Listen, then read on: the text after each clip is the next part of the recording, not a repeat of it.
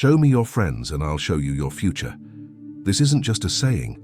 It's a spiritual law that most people learn too late. You think you're strong enough to walk with anyone and remain unchanged. But Solomon knew better. He understood. Something that modern people refuse to accept. You become who you spend time with. Not sometimes, always. Your character, your values, your destiny, they're all shaped by the voices you allow to speak into your life.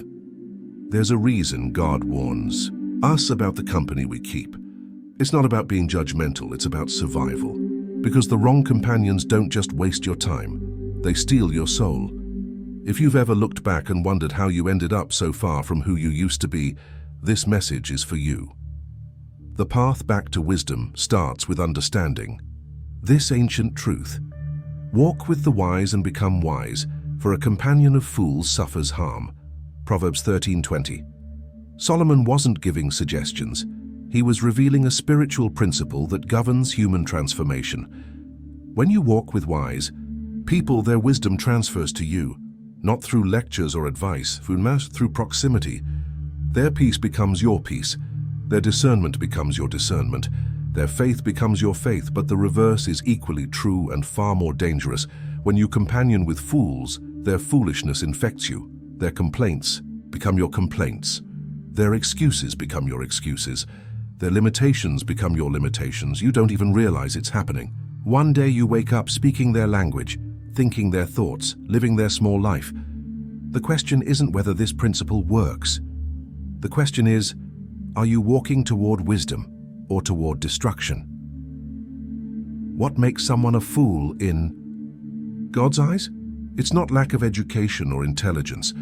It's the refusal to receive instruction. The fool says in his heart, I know better. They mock wisdom. They reject correction. They live by feelings instead of truth. And here's what's terrifying. Their spirit is contagious.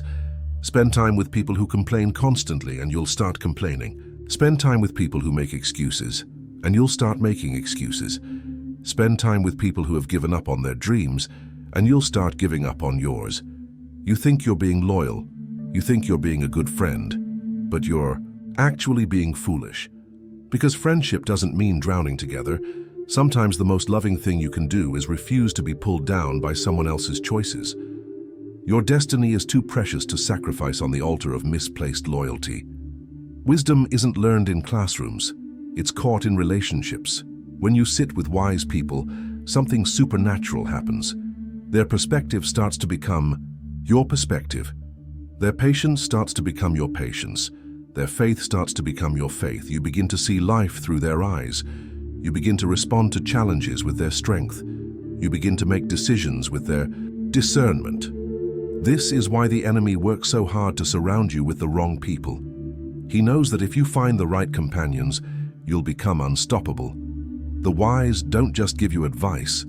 They give you a new way of being. They don't just tell you what to do. They show you who to become. But you have to choose them. You have to pursue them. You have to value their wisdom more than you value your comfort. Because walking with the wise requires leaving the familiar behind.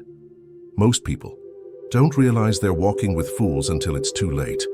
Because fools don't announce themselves. They come disguised as friends, as family, as people who love you. But their love is toxic. They love you staying small. They love you staying stuck. They love you staying at their level. They'll support your dreams just enough to seem encouraging, but they'll subtly plant seeds of doubt. Are you sure about this? Maybe you should be more realistic. Remember what happened to so-and-so who tried that. They call it protection.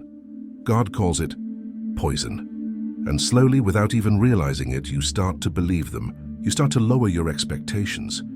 You start to accept less than God's best. You start to think their limitations are your limitations. And one day you wake up and realize you've been living their life instead of yours. That's the harm Solomon warned about. The companion of fools suffers harm. Not might suffer, will suffer, because wrong associations always exact a price.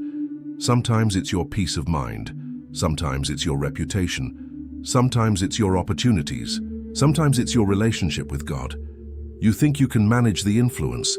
You think you're strong enough to be around negativity without being affected. But influence doesn't ask permission. It doesn't announce itself. It works quietly, gradually, persistently. One conversation at a time, one compromise at a time, one lowered standard at a time, until you wake up one day and don't recognize yourself. You've adopted their vocabulary. You've accepted their excuses. You've settled for their version of life, and the tragic part is, you did it thinking you were being a good person. But there's nothing good about allowing others to drag you away from your purpose, your potential, your God-given destiny. Here's what most people get wrong. They think they need to chase wise people, but wisdom attracts wisdom. If you want to walk with the wise, become wise yourself. Start reading what they read. Start thinking how they think. Start valuing what they value. Start pursuing growth with the same intensity they do, because wise people don't have time for people who only take. They invest in people who are also investing in themselves. They're drawn to hungry hearts, teachable spirits, people who value wisdom above comfort. When you become someone worth walking with, the right people will find you. When you become someone who adds value, valuable people will value you. Stop trying to network your way up. Start growing your way up. Stop trying to use people. Start becoming the kind of person others want to be around. The wise are looking for companions too. The question is, are you ready to be one?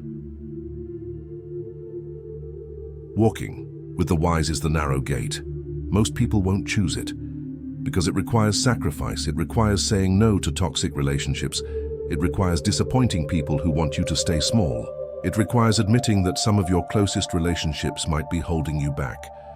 It requires choosing growth over comfort, truth over popularity, wisdom over acceptance. The wide gate is easier. You can keep everyone happy. You can avoid difficult conversations.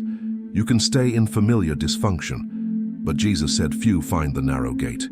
Few are willing to pay the price of wisdom. Few are willing to walk away from what's familiar to pursue what's beneficial. But those who do, those who choose their companions carefully, they find life. They find peace. They find purpose. They find the abundant life God promised. The question is, are you willing to walk through the narrow gate? Are you willing to choose wisely? Here's how you know if someone is wise company. You become better in their presence. You think higher thoughts. You dream bigger dreams. You feel closer to God.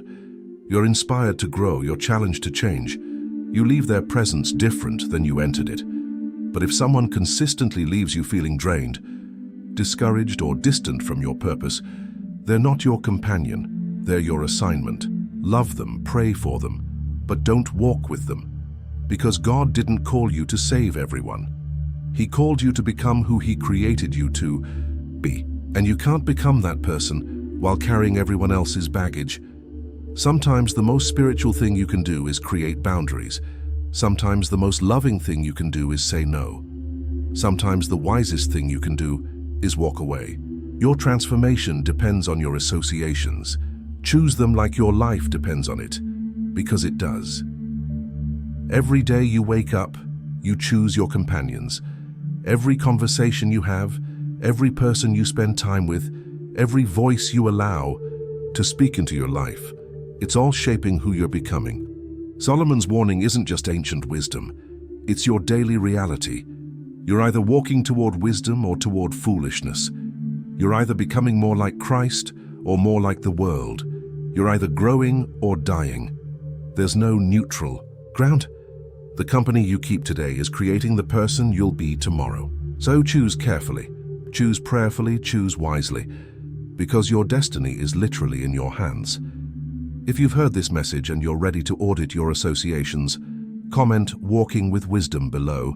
Let's build a community of people who choose their companions carefully. Remember, you become who you walk with. Walk with the wise and wisdom will be your reward. Iron sharpens iron and one person sharpens another. Choose your iron wisely.